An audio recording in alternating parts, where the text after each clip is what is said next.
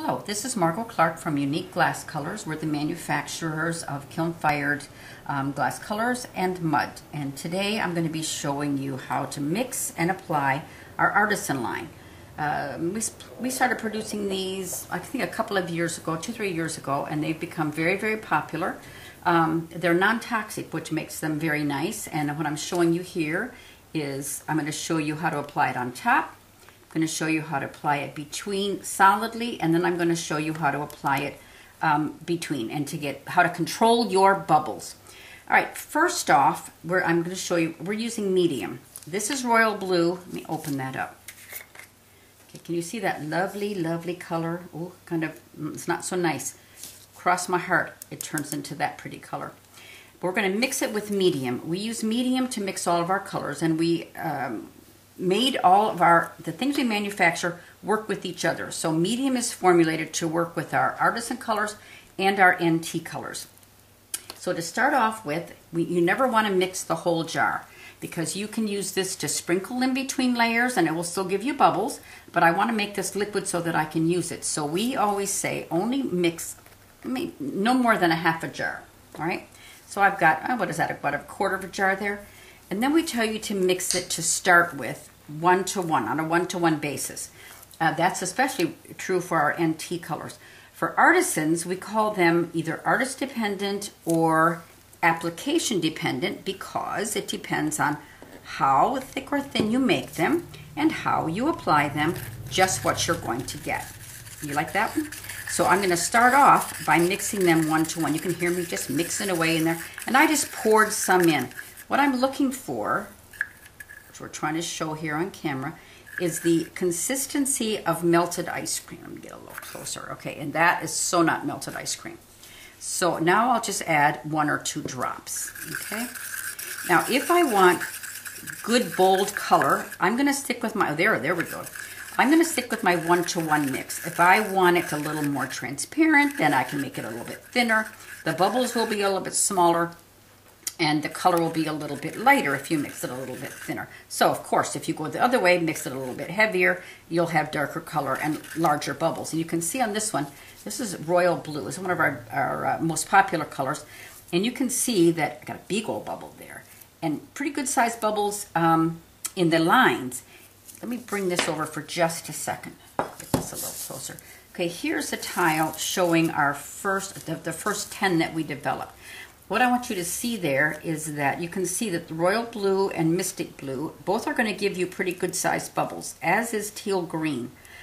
When you get into wine, you get into some of these other colors, sienna, the bubbles aren't quite so big. Each color that produces different sized bubbles, and you can see here, also I want to show you, my wife rinse off my brush. I want you to see that they're transparent. See there, I've got this held up to the light so you can see through them, even where they're applied on top. And this little one shows you what they look like on top, what they look like in between glass. So they're formulated to go in between glass. However, and I'm going to be showing you some examples, if you put them on the top layer of glass, you're going to get some texture, you're going to get some darker color. And which is fun. That's a fun way to be able to use them too, but they were developed to go in between layers of glass to produce bubbles. All right, let me push that out of the way. And let us get a piece of glass here and start. Okay, so I think we're going to come just a little bit closer now so that you can see a little bit better what I'm doing. So give me a second for the camera to actually catch up with me. Okay, good, good. All right, so now that I've made them into melted ice cream, if I want solid color, get my little tile back here. If I want solid color like so, on the top of the glass, I will apply it like so. You see there? With NTs, it was puddle, push, and pull. Puddle, puddle, pull, or push into place. With Artisans, oh, you can have yourself a good time. You can stretch that color out, and where it's been stretched a bit, it's going to be a little bit thinner. Let me bring in a wine tile to kind of show you that example. Can you see this? All right, not sure how well this shows up, but on this tile, it's very, very heavy and dark here, and it gets a little bit lighter here. This is where I started. I pulled it into here just a little bit more. So I thinned it out slightly just by applying it a little bit lighter. All right, so that's going to give me solid texture on top. All right, then if I do, take another piece of glass. All right, on the second piece of glass, let's move you on over here. Getting a little shadow there. I'm going to apply it here. Okay, same application, put it on. When I go to fire and I put one piece of glass over the other one, get my hands out of the way here, let's just squish it. All right, this one is going to give me texture and be darker simply because I'm on top of the glass. This one is going to create bubbles. Like so. Let's bring that wine in because let's have a prettier one. Let's bring in azure. I mean, I like wine too, but I think azure shows up better. This is going to give me solid bubbles here and a bit of texture on the top. And that's the royal blue. All right, now how about if we want to create some lines? All right, so we take these apart, set that guy over to the side. That could be interesting too. All right, I'm going to have him come just a little bit closer for me now, just a little tiny bit closer. If I want to create lines, I can do it in two ways. I can use my brush, and we use here at UGC, we use my Margot Signature line of brushes. So I'm using a 5/0 script liner right now. And you would set it down and pull. Now, if I'm doing line work like this, sometimes I want to make it just a little bit thicker. See how it's spreading just a little bit? If I add a little more powder to that, it will stay a little more solid, and my lines will be a little bit thinner. Okay, can you see that? So that's going to give me a line of bubbles. And here's the trick. To control your bubbles, don't let the lines touch.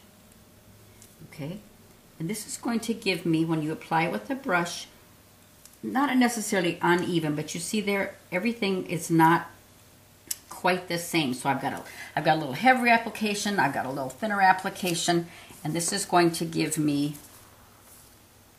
this. Okay, it's going to give me that. Although I got pretty careful there, didn't I? Let's bring this one and show you. Okay, that's going to give me, since this is the same color, this is going to give me uneven. You see how that is? I got big bubbles and then hardly anything, because wherever I set that brush down first, that's going to be a larger area. When I pulled it out, that's going to be a little bit thinner. Here's where we're talking about the application dependent. Now, we also sell decorator bottles with metal tips. So this happens to be teal blue. Now watch here. And sometimes this might be a little bit easier. Just depends on what it is that you want to do. So I got this right along here. Watch. Now with the teal, come on teal blue. With the teal blue, you see there? I've got a much more even line. Look at there, a little bit of pressure, smaller line. Little bit less pressure, smaller line. Could you still hear me say that? More pressure, bigger line. But again, the whole thing that's going on here is these are going to create separate lines of bubbles, like so, simply because you didn't allow the product to touch one another. Once it sits for a bit, and a little trick on this decorator bottle, let me stick that back in the camera for a second.